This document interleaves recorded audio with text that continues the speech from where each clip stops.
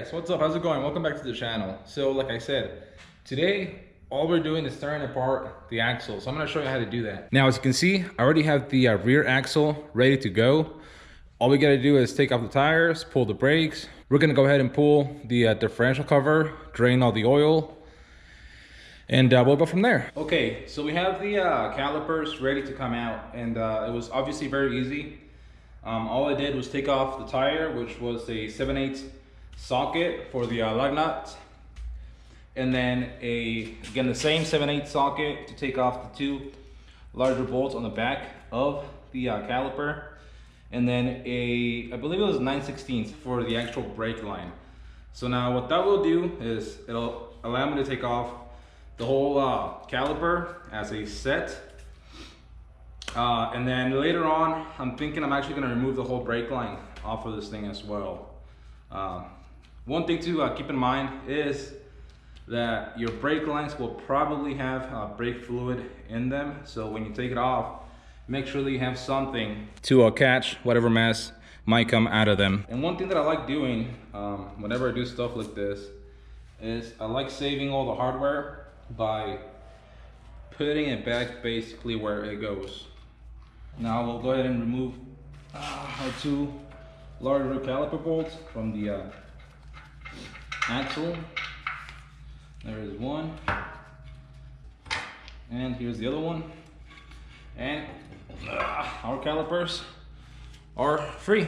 Again, like I said, we're gonna go ahead and throw our bolts back in, just so that we can keep track of everything that we have. Okay, so quick update. I pulled the diff cover, drained all the fluid, and it looks decent. Let me show you.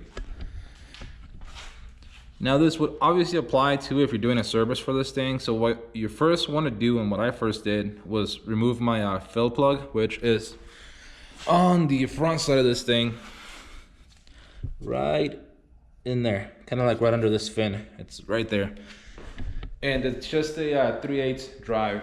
So get a ratchet, an extension. I used a 1/2-inch ratchet with an adapter for the 3/8 just to get a little bit more leverage on it, make it a little bit easier. Came right off. So after you pull the drain plug, you want to make sure that you have your oil catch span underneath it. Then you're gonna go ahead and take off all these little bolts that it has around the cover.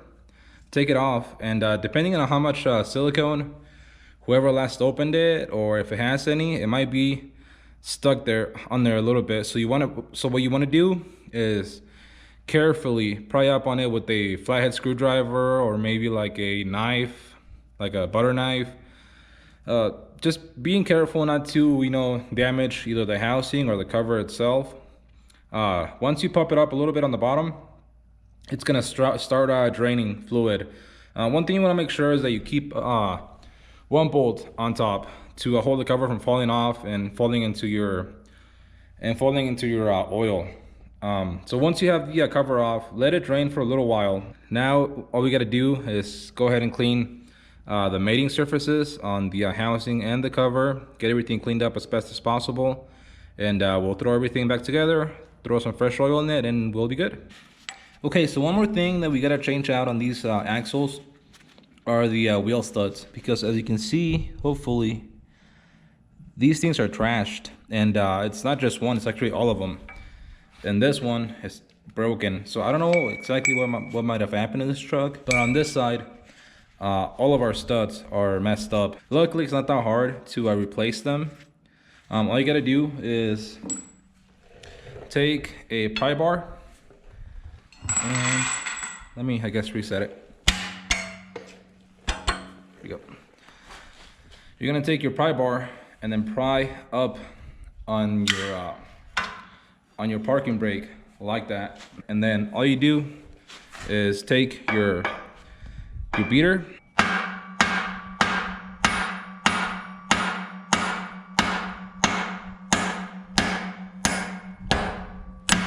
hit it a couple times, and then it should come right out just like that. Okay, so now that we have our studs out, obviously the next logical step is to put the new ones in, which should be just as easy. There we go. We're gonna put all of them on. Now, our next step is gonna be to take one of our nuts, thread it in.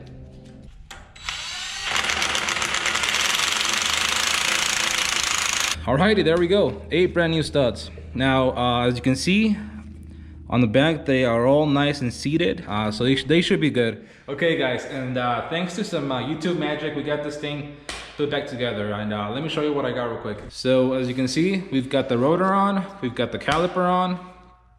A few tips. When you throw the rotor on, make sure that the mating surface, so the hub and the inside of your rotor are nice and clean as you can get them. And then go ahead and throw some anti-seize on the hub. So basically, like, it would be on these parts on the inside. Throw some anti-seize on there, slide your rotor, and throw a couple of nuts on the studs. That will hold your disc in place. Now, the other thing that I did is throw my caliper on. That's super easy since we had already compressed the pistons. All you do is take your caliper, slide it from the top, and slide it in place. But that's the way it's easiest, because if we look at our pads, you'll see that the very edge of them has that little taper to them. So that'll make it way easier to slide your pads in place. You'll go in the back, install one bolt, then the other, tying them. And also, before you throw them back in, make sure you throw a little bit of blue Loctite on them. One thing you want to make sure about is that the bleeder valve is on the top of the axle. So basically, this will be the top. Your leaf springs will go on here. You want to make sure that your bleeder valve is on top of your brake line. And that's basically so you can actually get all the air off of your calipers, because you can't put this caliper on the wrong end. Now we're gonna go ahead and throw the brake line on. Now, as you can see, you've got two copper washers, and one goes on the bolt like this. You slide it through the brake line, then you put your other copper washer on the bottom of the brake line, and then you go ahead and thread the bolt in. Now, one thing that I'm gonna do, like I said, I'm gonna replace a few things on this caliper. That's including these bolts and these copper washers. But at this point, the brake job is pretty much done. You know, it rides on there good. All you would have to do is, if this was on your truck already, go ahead and crack open your bleeder valve. I believe that's a 10 mil. Take it off, and it should gravity feed. So after about 2-3 minutes, you should see fluid coming out of this port, which at that time you would close it, and then at that point you would go ahead and move on to the rest of your brakes.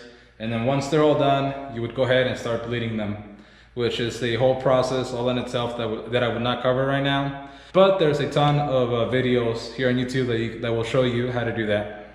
Okay, and we're completely done with both sides. We got that side done, we got this side done. It looks great, doesn't make any weird noises.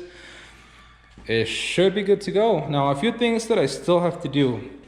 This whole brake line right here, I'm gonna have to replace, because if you look right here, this thing is completely crushed, and I feel that probably is not letting any fluid go to that side of my brakes. So I'm gonna have to find this brake line, replace it.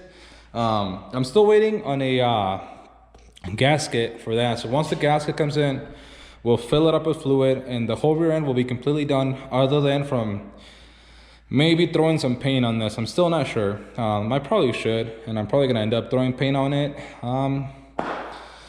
But yeah, other than that, like I said, we are done with this whole rear end. This we'll save for another day, because that's gonna be another pretty major job, especially considering that I gotta replace my inner seals, because as you can see, we got some major leakage coming off of the tube end. And originally I thought that it was this seal, but it completely crossed my mind that this is just a dust seal. It doesn't actually hold any fluid in, because there should be no fluid in your tube. inside of your axle, basically maybe right around here, there's a seal on either side that holds all the fluid within this part of your axle. And as you can see, it failed. This seal failed, and this seal also failed by all the oil that's on the end of the axle, which is no good. So I'm contemplating if I want to take it to a shop and get that done, or if I want to buy the tools and do it myself. Now, I want to know if any of you have done this job. Let me know if it was that hard, or if I should just take it to a shop. Now, obviously you guys know that I like doing as many things as I can myself, but there are always some things that are best left to the professionals. And I've always thought that axles are one of those things. And that's just because with the axles, you're dealing with some really close tolerances and stuff like that. And I really don't want to whack any of that on it. So like I said, we'll see. I'm gonna do some more research on it, see what's required to change those seals, and we'll see. Now, as you can see, I have some parts right here ready for it. Some nice good Moog parts and a few other goodies. And we still have a bunch more parts coming for this swap. Like I said, I'm super excited. I know that right now it's kind of boring. I know that nobody wants to see a brake job. Nobody wants to see me replace, steering on this thing. But this is one thing that I hopefully will only do once, First, let me show you what I got for a gasket. And yes, I'm using a gasket. Nah, not silicone, not RTV. I literally spent like 2 hours, or at least it felt like 2 hours, like half a day cleaning the silicone off of that damn axle. And I don't want to deal with that ever again. So let me show you what I got real quick.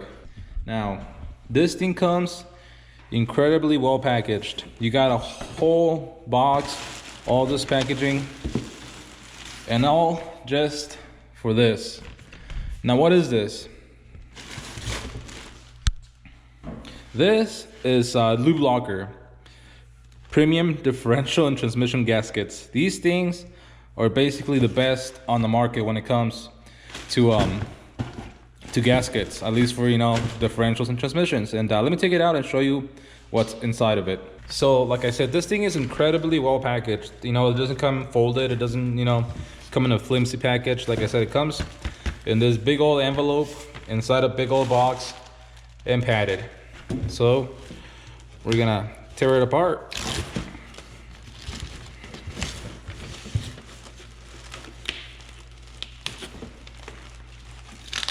Alrighty, and here it is.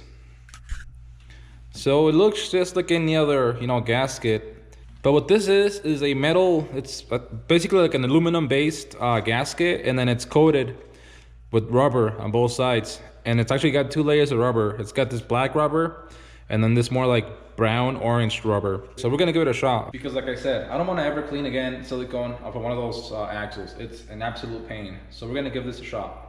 Okay, now with everything nice and clean, we're gonna take our gasket, and I'm gonna put it on my cover and then put a bolt through it, and then flip it around and put it on the housing. Now I'm gonna need both hands to do that, so I'm gonna do my best to record it and throw it on at the same time.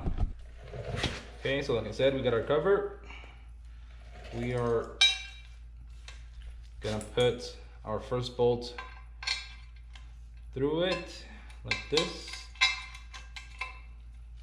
Then we're gonna flip it around and line it up. Now what you gotta do next is by hand thread all of your bolts, and then on the actual little envelope they send you this little diagram. Now what that is a your torque sequence pretty much. So you'll torque this one, then this one, and so on. You'll basically just follow this diagram all the way until you're done. And another thing, I don't know if I did mention this or not, but this is a dry installation gasket. What that means is that you're not gonna use any sealant. That gasket is basically the only thing that you're gonna be using. So like I said, I'm gonna go ahead, throw the rest of my bolts on there, torque it, and we'll fill it up with fluid and we'll be done with this.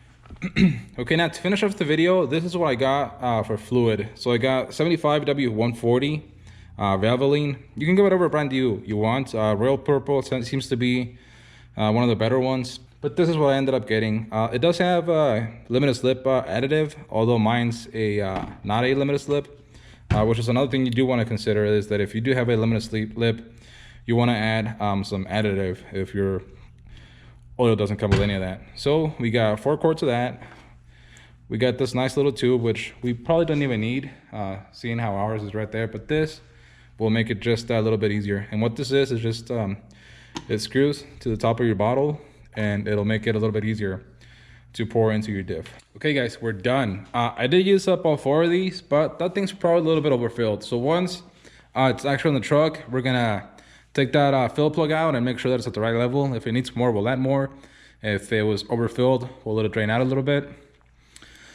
But yeah, this thing is completely done. The cover's back on it, the brakes are on it, it's filled.